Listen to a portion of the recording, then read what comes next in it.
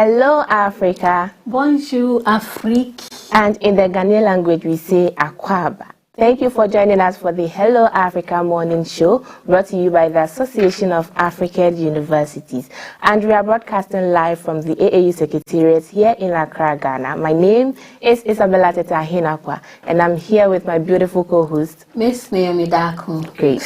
So share with me, how do you feel today being the leading edition of the program? I'm actually excited. I'm really looking forward to the discussion and everything. The different segments that we are bringing your way, of course. Exactly. Personally, I'm also super excited to be part of the morning show, which is actually a magazine style program. Exactly. When we talk about magazine, we are trying to say that it features a different various different segments. We are going to be discussing African top news. We're also going to share some lifestyle tips and what else? Entertainment, sports, and other trending issues that we'll be delving into. So there was, let me just give the audience a snippet of it. So over the weekend, we had a Ghanaian who lives in the Netherlands talking about how important it is to have a Dutch passport as compared to a PhD certificate in Africa. Would like to know your opinions or your views on the story. So do share with us via our social media platforms at AAU, at Association of African Universities on Facebook and YouTube, AAU TV official on Instagram, and AAU TV _ African Universities on Twitter. Also, this program is proudly sponsored by Vena Water, Share Your Love, and Biko Drinks. Stay with us. We'll go for a quick break. When we come back, we'll start with the discussion. Stay tuned.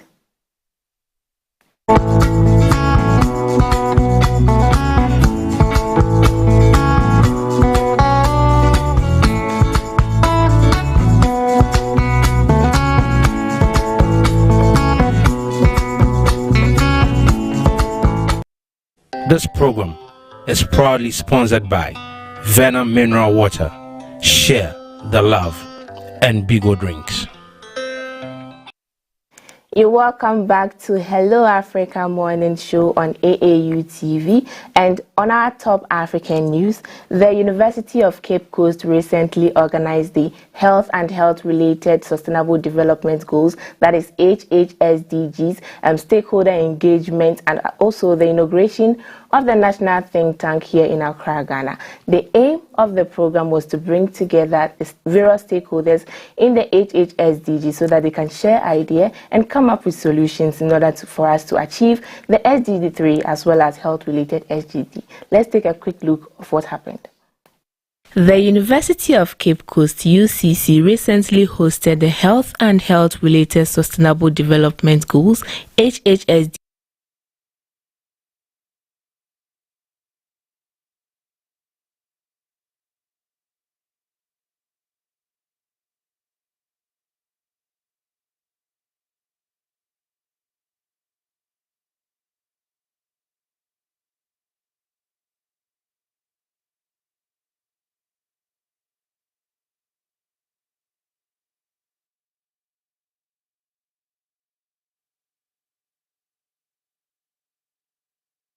together stakeholders to provide evidence-based advocacy and drive efforts towards attaining the HHSDGs.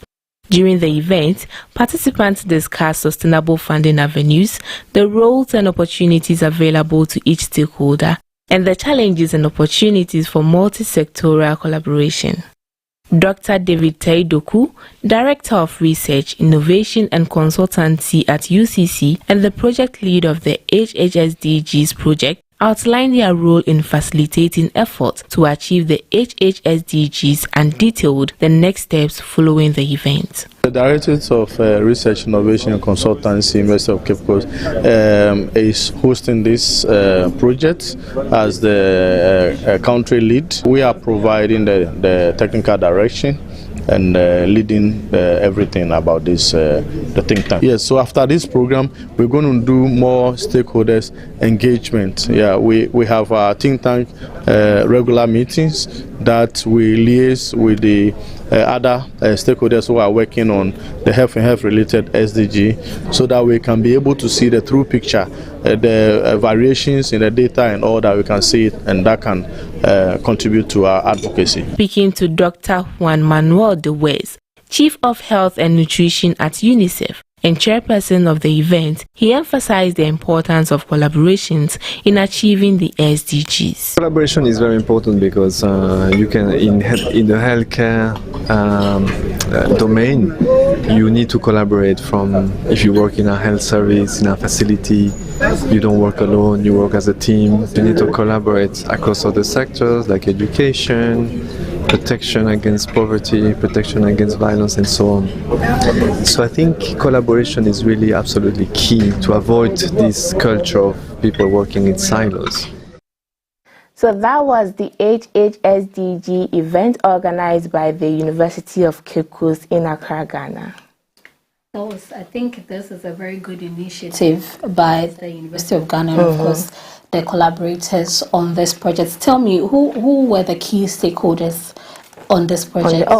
So actually the program had a lot of people representing from different stakeholders. I saw a rep from the UNICEF. I also saw there was a rep from the Ministry of Health, and also various institutions, universities were there, reps from universities were there. We also had key speakers, Dr. Adjoa Emmanuel Dowe from the Chief of Health and Nutrition from UNICEF. We also had the special advisor to the president on the SDG, also giving his keynotes on how the progress of Ghana so far, what we've been able to achieve in terms of the health-related SDGs. So, from what we're seeing from the video, I think probably work has been done previously before the launch of the think tank.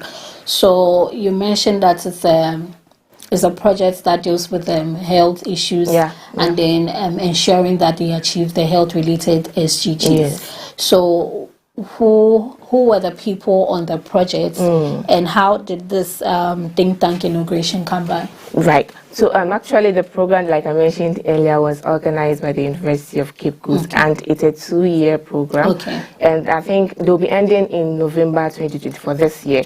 And the first phase, to me, I believe, was to do research so that they'll be able to gather where we've reached and what is needed. And based on their findings, they realized that we need a national think tank, which comprises the various sectors in the health and health-related SDG. They come together and then try to make decisions to influence policy as well as come up with strategic, actionable solutions so that by the end of 2030, we'll be able to achieve the SDG 3 as well as the health-related other SDGs. Great.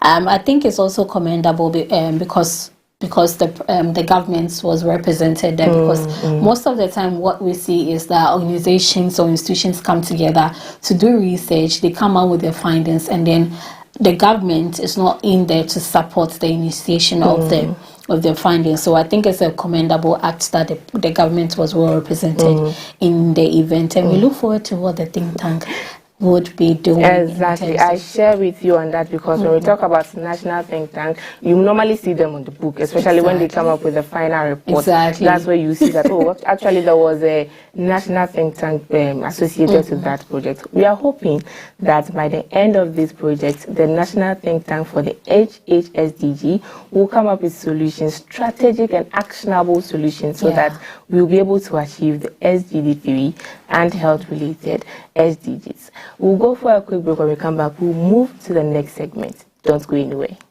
I'm here with the Association of African Universities Television, AUTV. I just want to say that without the media, you won't know what's going on in the world. Even with the media, you sometimes don't know what's going on in the world. So you need to tune in to the reliable sources who are really on the front lines, who can give you the information you need and give you facts, not conjecture, give you real news, not fake news. And this is the place to find it, AUTV. The voice of higher education in Africa. This program is proudly sponsored by Vena Mineral Water, Share the Love, and Bigo Drinks. Thank you for sticking with us. It still is the Hello Africa Morning Show on AAU TV. Now, away from the story that was said earlier, a Moroccan university is considering ending its academic partnership with an Israeli university due to pressures from professors and the ongoing conflict in Gaza. Professors at Al Abdul Malik Isadi University want to cancel their collaboration or cooperation with the University of Haifa. This follows a petition signed by hundreds demanding an end to all academic ties with Israel in protest of the recent war. The professors say it's morally wrong to collaborate with a country accused of war crimes, and the university president is reviewing the petition and may bring it before the university council. This comes amid a global movement of universities cutting ties with Israeli institutions over the Israeli-Palestinian conflict. Isabella, should academic institutions take a stance on political issues? That's a complex question for me to answer. But before I answer that, let's know the meaning of a university. Where is their stance? Okay. You know, when we talk about university, it's a space where students, lecturers, faculty members come together. They share knowledge and also do research to develop a country. However, although they are to teach, although they are to learn, although they are to acquire knowledge and do research, they also have a responsibility, because when the government is calling for people to make decisions on policy, they recognize the university as a stakeholder. So in case something is happening and the university is not happy, I think they have the right and they are responsible to take a stance that we are not happy with this, so we are backing off. So to me, it is a positive, there's a positive side and there's a negative side. And I think, yes, they have the right to take a stance when it comes to political. And I also think they actually do have, they have the right to take a stance, because in as much as you are an educational or academic institution, you operate within a specific jurisdiction.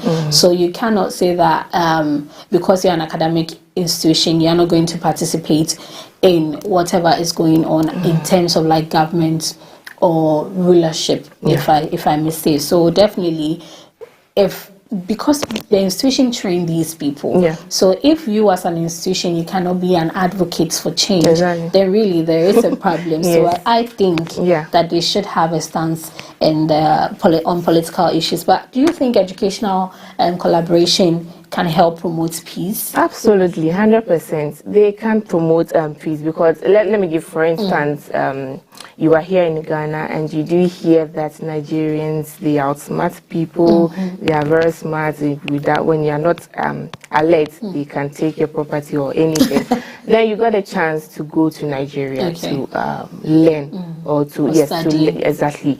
You realize that what you've been hearing here in Ghana is far different. Probably it's a few population of the country that may be doing that. So when you go there, you know that, okay, these people are actually different. And it's kind of, for you to understand their culture, for you to embrace them, it's actually a form of peace.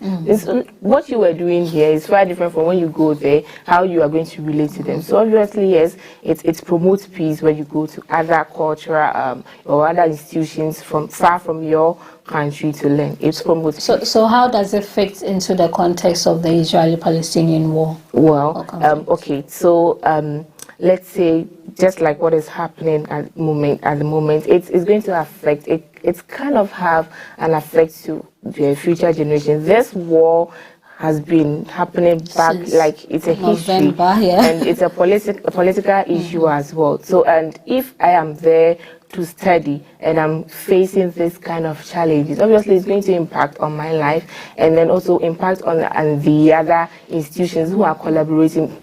Now people want to move away from the Israeli. Why? Because of the conflict. And that is going to have an impact, negative impact on other people who are collaborating with institutions on the country. Well, I also think that it's time for Israeli institutions to also collectively help stop this war, because it's been going on for a long time now.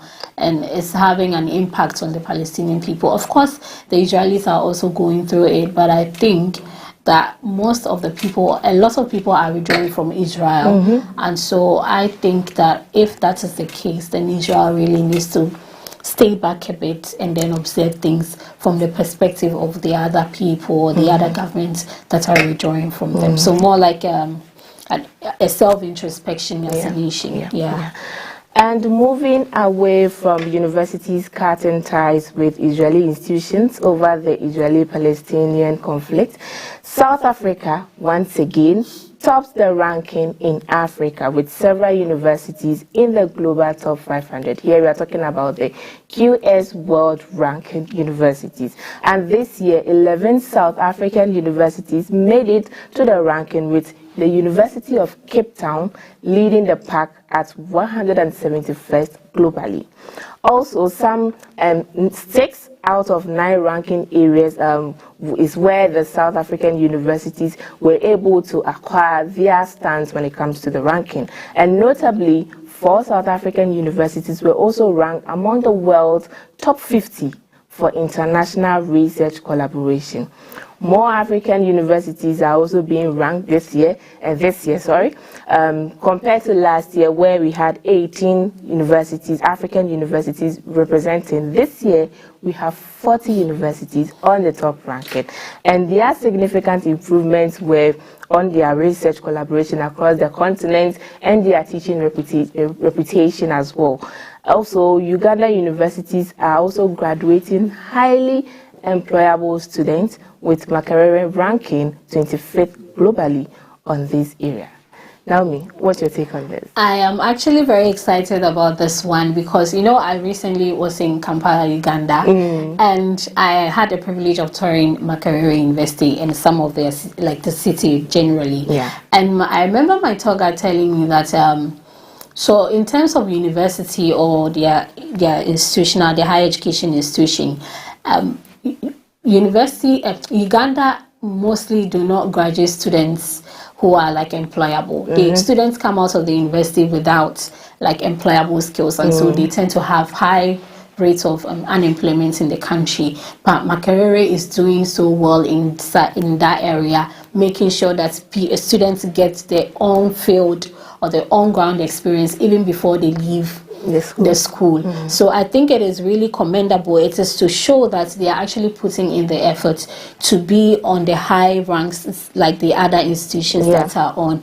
And UCT, I've always had that thing. You know my thing with South Africa. I love South Africa. So to see UCT representing South Africa on the globe like that in terms of like research and employer reputation, I think it's a very commendable thing. Yes, and I must say that the schools who have been identified have really done well, and they really deserve and that's rank. Also, you know, for when we talk about ranking university, the indicators are there. Yes. So our universities should try and at least achieve those indicators so that they will also represent on the top ranking. Just like last year we had 18 universities and this year 40. I'm hoping that next year, that's an increase of 22 universities. Hoping that next year we can achieve like maybe 100. You will see 100 universities repping on the top rank. Yes.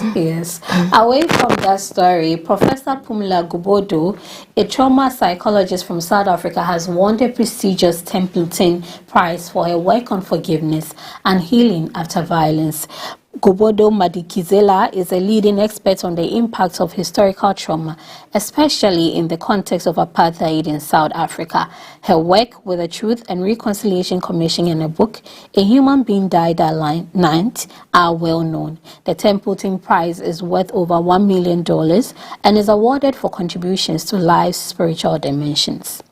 She plans to use the prize money to fund research on healing from violence and support future scholars. And this includes donations to Stellenbosch University and her research center. This is the second major award for Gobodo Madikizela, who joins other distinguished Templeton Prize winners. Desmond Tutu and George Ellis are previous South African winners. Mother Teresa, Jane Goodall, Charles Taylor, and Martin Rees are among other past recipients. What do you think about this? It's really commendable, and congratulations to Madame Gobodo Madikizela. She's a professor, actually. So congratulations to Professor Gobodo Madikizela. I think she really deserves that, and for her to donate the whole prize to the country or to her research center and also the university, I think it's really touching, and people can learn from that. Okay, there's a video to the story, so let's take a look and then we'll come back to the discussion.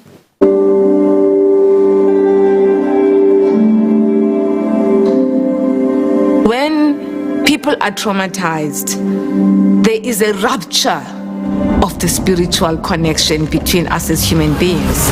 There is a rupture. And so when conditions are created to repair the rupture, we call on the powerful spiritual connection of humanness to another human, bone of my bone, spirit of my spirit, that beckons us to connect at that level. There is something about that moment that has the power of a presence.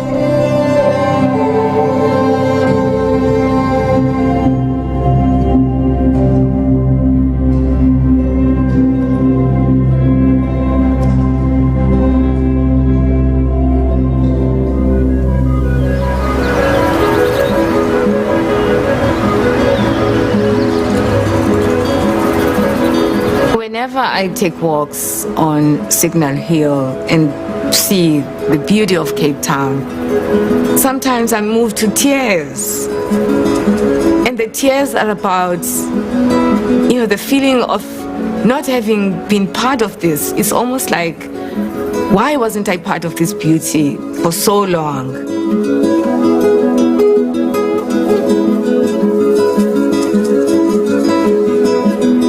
Up in the early years, there wasn't an awareness of apartheid because you're growing up in love, both within your own home, and you're surrounded by a community of others.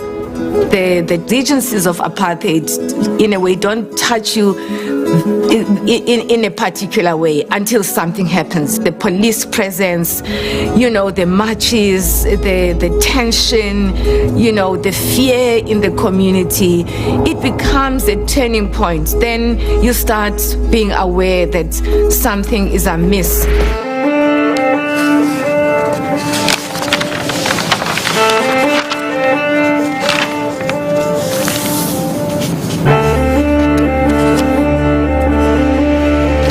This is a very infamous demonstration of a torture. Wow. These are extracts that really are just taken directly from the actual report of the TRC of victims' hearings, the stories, the narratives. One of the most important lessons from that experience of being on the TRC and listening to people's stories is that this is the moment that the real reckoning with the past begins. The beauty of the Truth Commission is that it wasn't like a court where you are standing there to stick to the facts. People came to tell their stories the way they chose to. People in different ways are reconnecting with their story of who they were before, or they are connecting with the story of trauma in order to mourn, in order to be with their loved ones. Eugene de Kock was a person who brought a kind of uniqueness among perpetrators of apartheid crimes. De Kock himself was nicknamed Prime Evil. So he had a reputation as the go-to guy when the system of apartheid wanted to eliminate or to kill its opponents. Much is known about Vlakplaas and its commander, Colonel Eugene de Kock, now on trial on 121 charges of fraud and murder. Dan ook uit empathie en sympathie met die families, aan wie ek later 'n woord sal wil spreek. When the widows of men that he had murdered came out after his testimony and reached out with forgiveness to him, I'd never heard of this. I had read about forgiveness as something that is impossible. There was a kind of like a prohibition or a total absence of an imagination of the possibility of forgiveness. And so when these widows reach out to de Kock in this way, I had no reference points, for actually making sense of this, forgiving someone who murdered your husbands in this violent way. And I needed to understand first from them, what does it mean? I probed and I probed deeper. Here was a moment where people were genuinely expressing forgiveness, and actually a lesson in forgiveness, that it's not just I forgive, but it's actually also a sense that I want this person to change.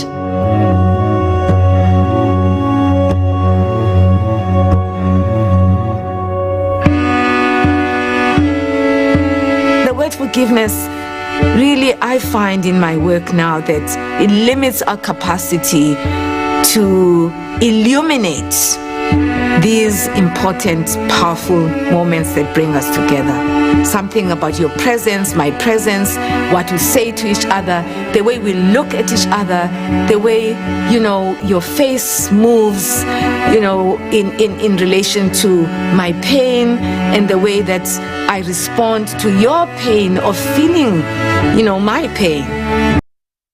Gobodo Madikizela, a trauma psychologist from South Africa, winning the prestigious Templeton Prize on her work on forgiveness and healing after violence. And that was really touching. It's not easy to heal from being traumatized, especially when you've experienced war, seeing people dying, seeing people calling for help, and it's really very, very there was this story that I saw on Instagram just recently.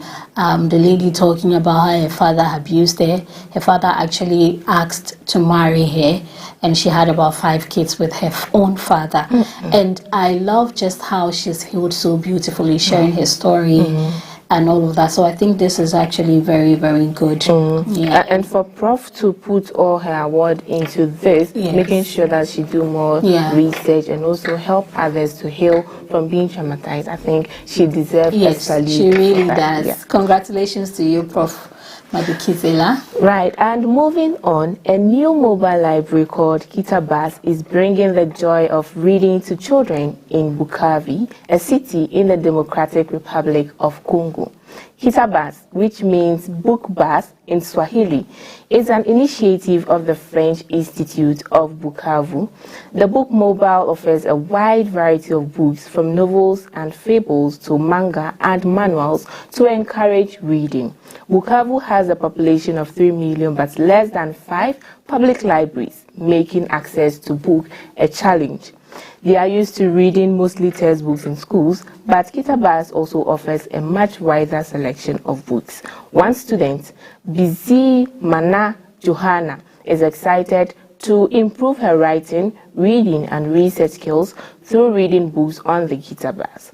Also, some supporters shared their insights on the initiative. We have Annabelle, a Belgian development agency, who believes that the basic education is essential for tackling poverty.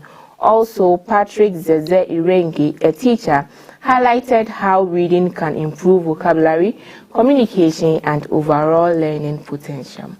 Also, the principal of Le Progress School Complex sees it as a way to keep students engaged and supports the National Free Basic Education Policy. This this library program is a first for the Democratic Republic of Congo, paving the way for future initiatives to promote reading access. I think this is a very good initiative and very, very important. I'm actually so excited about this because everyone knows me to be a gender advocate and education activist. So this brings me so much joy, because knowing that basic education, people are now seeing the relevance of reading incorporated in basic education all through to the higher education level is actually, it brings joy to me, because even at the higher education level, students struggle to have access to books for their research. And so coming up with this initiative, a book bus, like the name suggests, is actually and looking at what is happening in DRC, in Democratic Republic of Congo, and this initiative coming up, I think is a very commendable act. Yes, and just like the story mentioned, there are 3 million population in the town, and when they scanned, it has only five tablets, which is a challenge.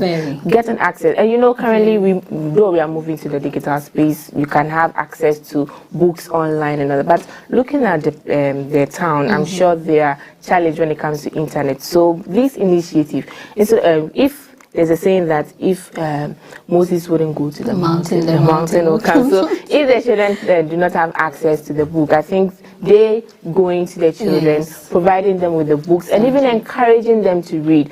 I saw that they gather around the bus, and then you see them reading, and actually it gives a flashback of what we used to do when we were back then. At night, you gather around your parents or your grandmother, and then they'll be sharing stories, you'll be reading, and it's interesting. At least you see some bonding among the town, instead of maybe they missing school and going to farm and working and all that. You see them together, sharing knowledge, reading, and this actually increases literacy. So I think it's a good initiative. Yes, it is. Yeah, you are still watching Hello Africa Morning Show. If you just joined, this program is proudly sponsored by Verna Water, Share the Love, and Pico Drinks. We'll move to the next segment after the break. Don't go anywhere. Explore a whole new world of exciting visuals with AAU TV.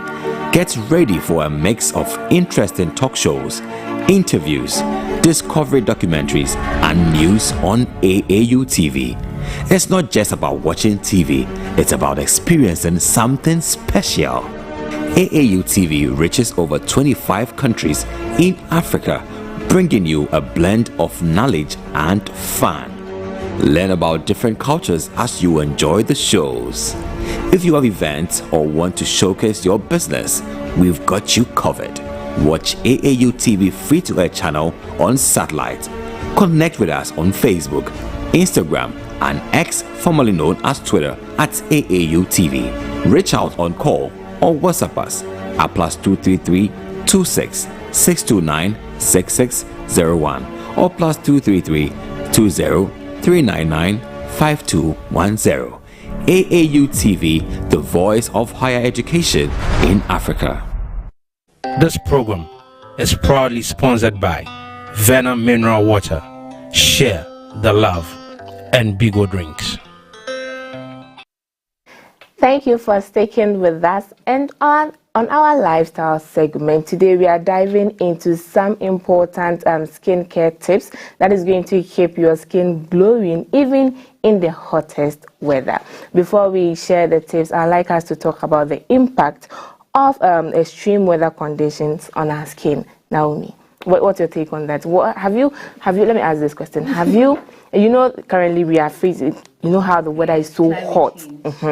Have you ever experienced or have smelled that your skin is burning? Have you ever experienced that before? Especially when you go out to the market trying to shop a few groceries for the house, and when it's like very rainy, very, very sunny. Sometimes you go back home or you get back home and you see that you've experienced some form of sunburns, which is actually, it tells you that you've actually been in the sun for a very long time. And it is really, it's very bad. I could smell my skin burning. And when I go home, I see my body will be itching and all that. Yes, exactly. And I remember way back in JHS school, junior high school, to around 2010, 2011, there was this discussion when we were talking about climate change, we were talking about climate action. And then my teacher mentioned depletion of the ozone layer. I think we are now experiencing the harm that has caused us, because the ozone layer is sort of like the barrier between the sun and then us on Earth. And so if human activities or human actions have depleted the ozone layer, it should tell you we are very close to the sun, and the sun comes directly onto the earth, and that is why we're experiencing this. And that is really harmful to the skin. It is. And with this happening, I'm sure other people are also experiencing that. So what can you share some essential skin tips? So for me, during the dry season, or during the summer, as we call it here, Hamatan, or dry season, basically what I do is I make sure that my skin is moisturized enough. I don't spend so much time in the afternoon, like on the sun like that. If I would go out, I'll definitely go out late in the evening so that I do not have to think about the causes of the sun or the impact of the sun on my skin. And so yeah, basically making sure that I do my skincare routine, ensuring that my skin is intact, because I believe that before you even get to interact with anyone, your skin would speak to the person. And to me, if you do not have a really good skin, it tells me that you're not taking good care of yourself. And the skin was given to you by somebody, so you should at least protect it whilst you are still on the earth. So that's impressive. You know, previously I was not taking care of my skin. I don't mind which product I am using, and so currently we started facing the challenge of climate change. And I see, thanks to social media influencers, I see them reviewing products and what to do after this product, what's next to use. And one of the important products I think we can also start using now is a sunscreen, because that is what blocks the radiation from the sun to affecting your skin. And also serum. I was using those things. Well, when you wake up in the morning after you wash your, and you know there is a product for the face and the product for the body, even for washing. You don't have to use the body shower gel for your face. There's another product for your face. So after that, then you go with the serum or your moisturizer. So, so what I do is after taking my shower, which of course I will leave my face out, I'll cleanse my face with my cleansing foam. And probably wipe it with some micellar water and then cleanse it with a cleansing foam. Exfoliate with some scrub and then moisturize, apply my serum, and then apply my sunscreen on top. Even this makeup I have on, I have my sunscreen. So great. And also, aside reusing the product, we also need to focus on our lifestyle and diet. Sometimes what we take and also have an impact on our skin. I heard turmeric is a very good ingredient when it comes to lots of veggies as well. And taking in water and sleeping. Lots of water. You should have at least 8 hours of sleep every night. Sometimes when I don't sleep early, I see that I have a dull skin. My eyes will be puffy. Exactly. And it's really important. Anyways, we are moving away from lifestyle to entertainment, and the legend of Akusika wows audience with innovative staging and celebrates Ghanaian culture. The play, directed by Nashoko, features the first ever live waterfalls on the Ghanaian and possibly African stage. This, along with the live snake, a depiction of heaven and vibrant cultural performances, created a visually stunning and immersive experience. The flawless acting and innovative production are praised for setting a new standard for Ghanaian theatre. The play ran from the last time on June 8th and 9th at the National Theatre in Ghana. And during the production, team honored Professor Martin Owusu, the playwright, and also mentioned his contribution to theatre and his impact on actors as part of the production. So I was privileged to be there last Saturday. A friend of mine called me and was like, oh, I have tickets. So and someone introduced me to stage plays, I think just last year. And since then it's been like back to back. So when the person called me, and I've always wondered, how do they memorize the scripts? How did they make sure, or how do they ensure that they are playing out each role? I mean, it's their profession. That's what they do. But I mean, it's actually amazing, and it tells you how arts in Africa is really growing. Because what I saw on stage that Saturday or last weekend, I was amazed. I was blown away. And for Professor Martin Owusu, you know, we actually had him on Impact Stories, one of our shows on AATV some years ago. And so when I saw that he was being honored in such a manner, it actually brought so much joy to me, because people play or contribute a lot to the arts, to theatre arts in Africa. But then it's like most of the time when we are commending professors, we are looking at the sciences, we're looking at the mathematics, we're looking at engineering, but we don't really give much recognition to the arts industry or the people in the arts industry. And so it brought a lot of joy to me.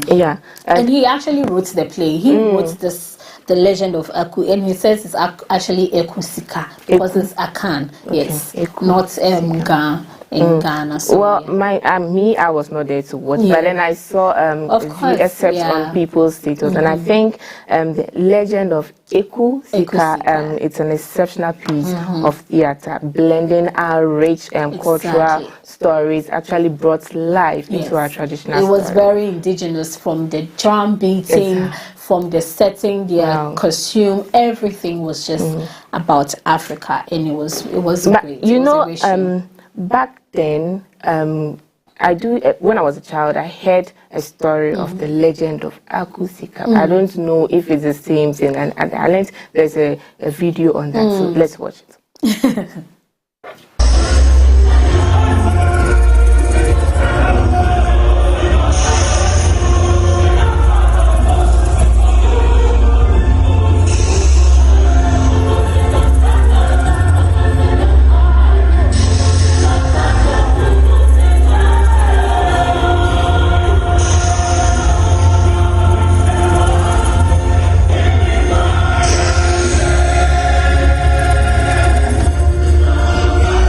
I probably wouldn't have been at the School of Performing Arts because my dad wanted me to be a lawyer. This man has inspired so many of us. And the list is endless, from Ajetiana to Echo Smith Asante to a lot of the actors that you know, a lot of the performers that you know in this country were all trained by this man. Honorable.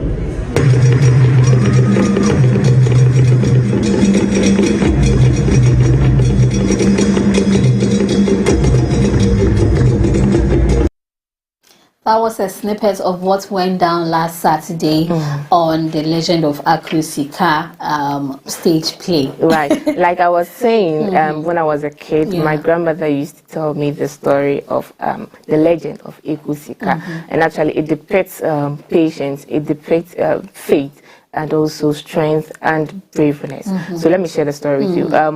So I learned there was a man in a village who was called bad luck, because whatever he tries to do, he does not achieve, and it ends up going back to zero. And for him to get the name in the town, he decided to marry the most beautiful lady in the town. But still, even that, he was still being faced with challenges. The woman was not able to give birth. And then he thought it wise to marry the second wife, who fortunately gave him 3 children. So, you know, imagine 2 wives in a house. One has given birth, at least lifted the shame from the man. There's going to be conflict and all that. So the woman was, Eku Sika's mother, before Eku Sika was born, the woman was always crying, fighting for her freedom, peace in the house and all that. And then, fortunately, she gave birth to a very beautiful girl, and the man decided to name her after her mother, Eku. And they were still facing challenges and all that. Unfortunately, Eku's mother died, leaving the man, I think the man also died, leaving Eku Sika to struggle with her stepmother and all that. And now there was a time for the prince in the town to marry. And now ladies, you know, then ladies have to present themselves, show that they are wife materials to the wife, so that he will be able to pick. And Eku Sika unfortunately had an accident, which her hand was needed to be cut off. So how would she present her whole body with one hand off? That was also a challenge. And she decided to take her life. With that, she went to the river nearby the town and decided to drown herself. But before that, she wanted to ask forgiveness from her ancestors and the spirit of her mother. And then someone popped up from the water. It was like, "My child, what are you doing here? You are beautiful. Why do you want to take out your life?" I was like, "This and this is what I am facing. I am tired. I want to take out my life." And he was like, "Okay." And then the snake came out from the water. He was like, "Put your half hand in the snake." And right after she did it, her hand came back, but then it was filled with gold ornaments and all that. Imagine. So she decided, okay, it's time for me to go back to the square and represent myself. However, she needs to cover the hand so that people wouldn't see the gold.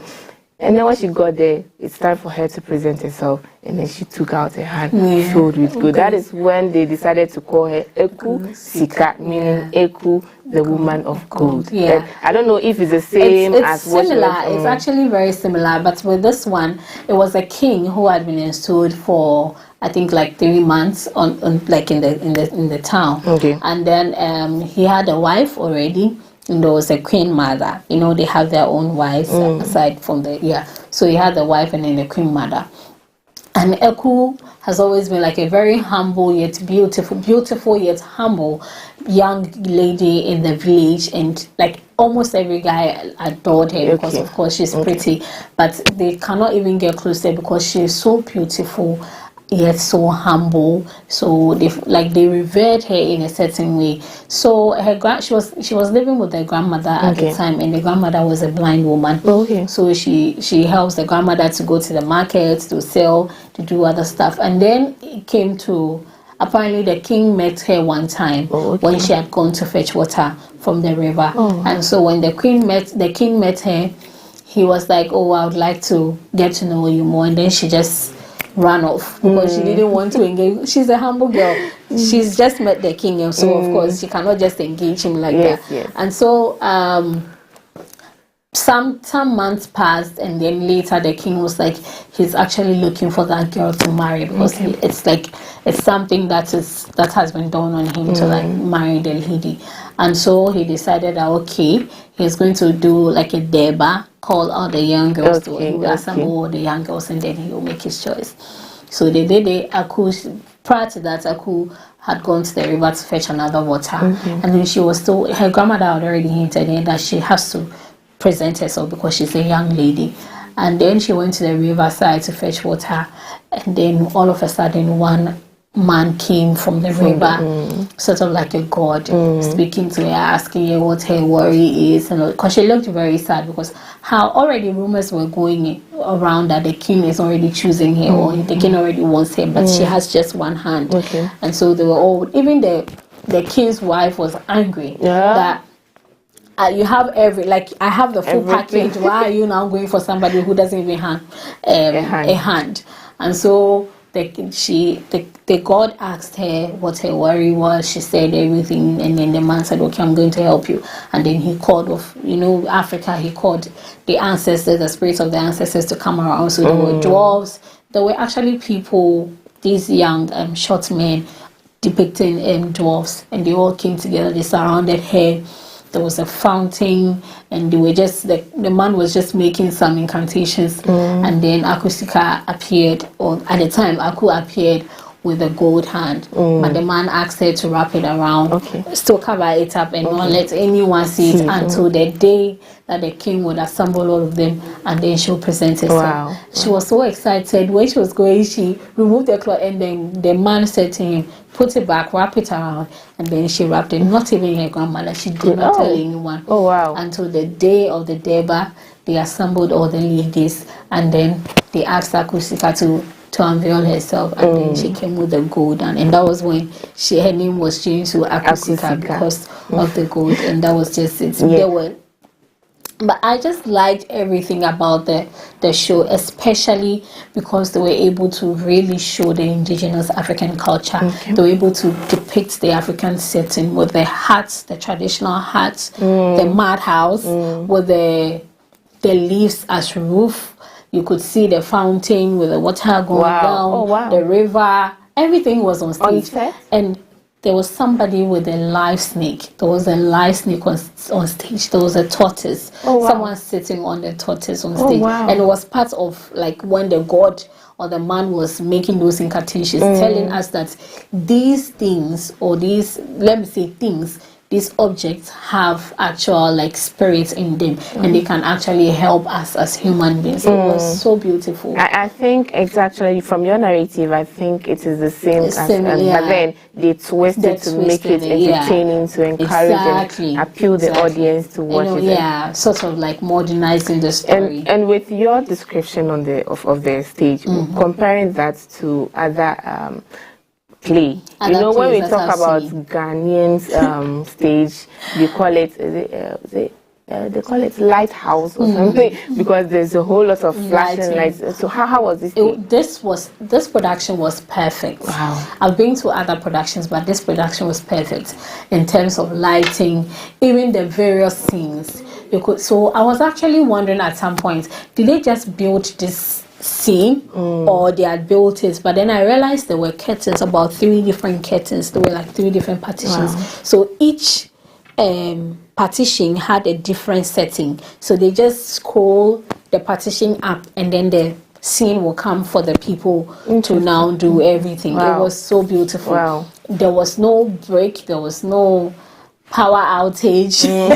There was nothing like that. Nobody lost their lines. Everybody was, even Aku, she was in character even at the beginning when she wasn't doing anything. When the women were at the market scene, she was in character. Everyone was in character all throughout, from the king to the queen mother. It was a beautiful show. It was a beautiful production. And big shout outs to Nashoko. She mentioned that it was actually her first time directing a stage play. She was directed. Yes, she was a director. So she mostly acts. She acts, she has her own communication bureau, April Communication Bureau, and then she partnered with other people. But this time she didn't act; she actually directed the play. I thought she played the role. No, she didn't. It was one Adjoa lady. She used to be a singer, or she used to sing.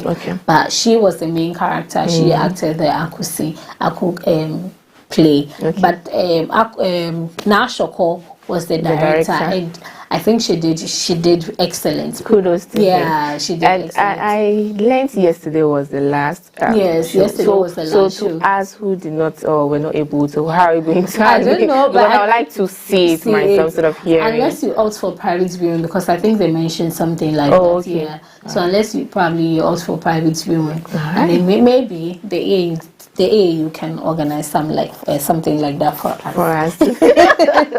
But let's see how it goes. All right. Stay with us as we go for a quick break. When we come back, we'll discuss some social media trends. Be right back.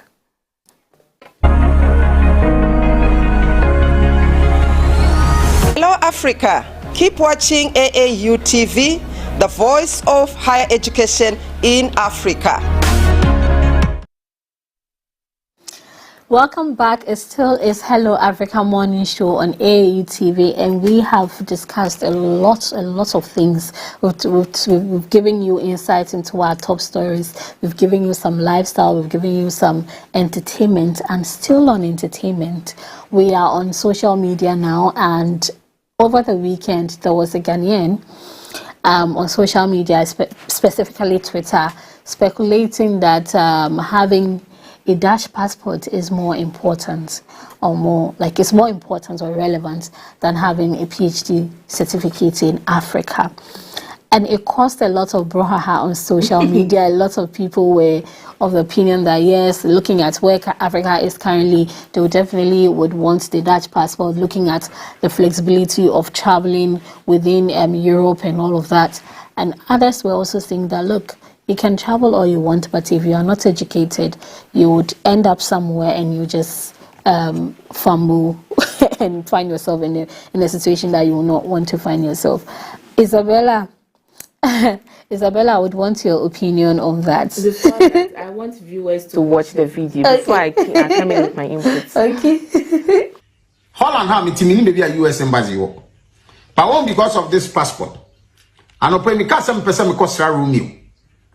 Me the toilet soon me fill US ESTA application. Me charge just $21. You can't tell me say take 72 hours and send me approval. In 1 hour 20 minutes, and I may approval by. To want the power of this passport. PhD will live on cramba.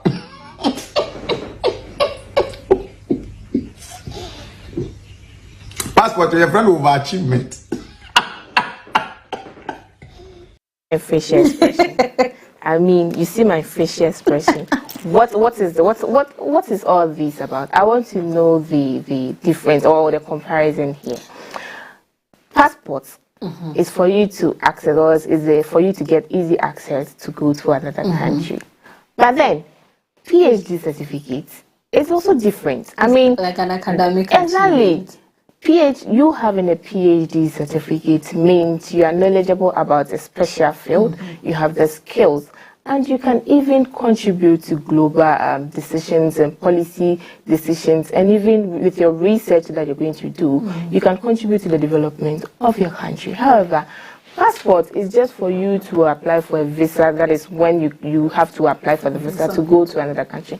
Yes, there's a benefit for the passport. That is when you are in Netherlands or in an European country. At the same time, there's also benefits. Lots of benefits having PhD certificates. So I don't know why he's comparing the Dutch passport to that of PhD. I think the issue, it's not just about the comparison between two different things like PhD certificates and passports.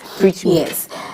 I think it should be concerning to Africans, especially because there was a poll on social media about this, and majority of the people who responded to the poll said they were going to choose. It was about 80% or 85%, which is very concerning. And that should also make African leaders think, why are people opting for a passport outside of the African continent instead of a PhD certificate in Africa? I think it is because we are trying to sort of like weigh the benefits that these two come. I understand that if you have a PhD Are you coming to talk about the benefits? we understand that if you have the PhD certificate, you can do some tours. But imagine that if I have a PhD certificate in Africa, specifically, let's say Ghana, because I think he mentioned University of Ghana. If I have a PhD certificate from the University of Ghana, and I need to travel to an African country, a different African country where I would need a visa to travel, I think it is a concern. There's a gap. Let me come in. Let me come in. Okay. Unlike having a Netherlands passport, where you can travel to another European country, about 100 and something countries without a visa. You can travel to 100 and something countries without a visa. But it's just about 52 countries in Africa. And I need visa. As an African, I need a visa to travel to some of these African countries. It's a concern. And that is why, because now I think mobility should be easy. If we are talking about AFCFTA, if we are talking about Agenda 2063, if we are talking about CESA 2025, easy mobility should be a priority. It is something that we need to tackle. I know we are doing a lot. You know, South Africa now is passport and visa for Ghanaians. I know for Uganda, when you're going, you don't need a visa, which is actually very good. But then we need to actually do well with easing visas for easing mobility, and that would actually bring about a lot of trade, which will in turn improve the economic growth of the African countries. You see the way I'm patient, allowing you to talk. I mean, yes, you have a point. Even I would like to touch on some of the benefits when you have a Dutch passport out there. With your passport, you can even get access to work. And also the social welfare, insurance and all that. However, hold on, we are talking about easy access to travel. Do you know that a regular person here in Africa or in Ghana with a Ghanaian passport and a PhD holder with a Ghanaian passport, the PhD holder has even more opportunity to get free access. I'm telling you, because let's say my research is impactful and it's been recognized by the United Union, they are going to call on me to come and impact on others. And with that is because I have a PhD certificate. That is because my research was recognized. That is because I have a reputation which is high. Do you get me? So my benefit is going to be higher than. But when we are comparing here in Ghana with a PhD holder, yes, I know there are some difficulties with even master students at home and not getting job and all that. But then let's look at the benefits of the PhD certificate. Hold on. Let's look at the benefits of the PhD certificate before we come to the system, if it is working or not. These are the benefits, but then they are not applicable here. Do you get what I'm saying? And still on the comparison, I don't think you can compare passports to that of certificate. I mean, do the comparison. If you want the right comparison, it should be the Dutch passport and then there may be a Ghanaian passport or a Nigerian passport. When we do that, see, the problem is there. The problem is there. However, when we try beating around the bush, say it, go straight to the point. What is the challenge? So you've talked about having the PhD certificate. Now imagine this. You do not have a PhD certificate yet. You have a master's degree and you are unemployed. And you have a Ghanaian passport.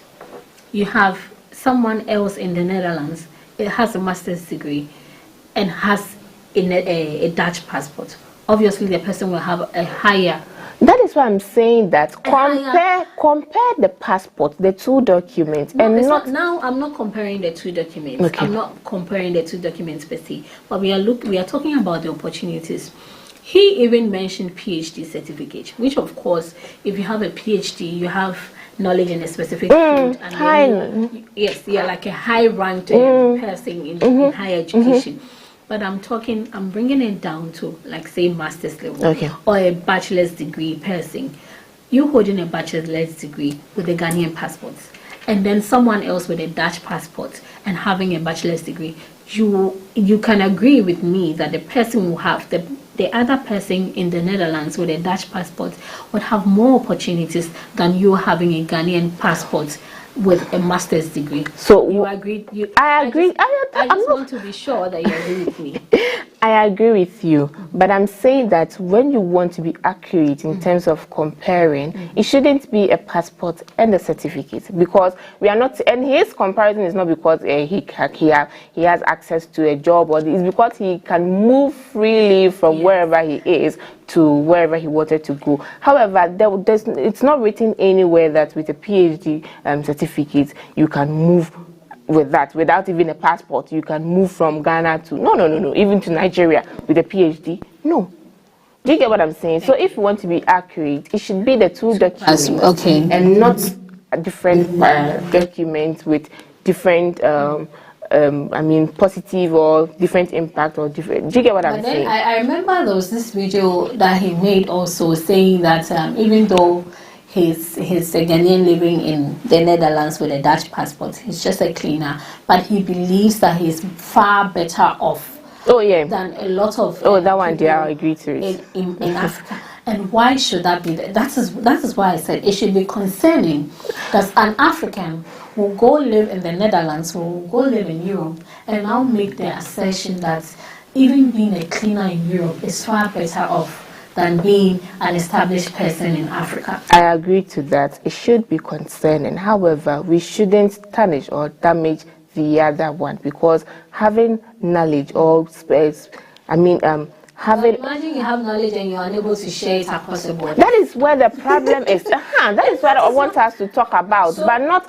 because having a PhD, it's a good thing. Education is good. You can significantly impact on your country's development and all that. But if you make it look like, okay, we'll go school, no, it's not a good thing. Well, then what is, do you get what I'm saying? Yes. It's like school is not important, rather traveling. Yes, I know. But why is it? Why is that people are going out there? I think their drive is not on whether or not PhD or education is important. I think his focus is the fact that having just a passport gives you access to a lot of places.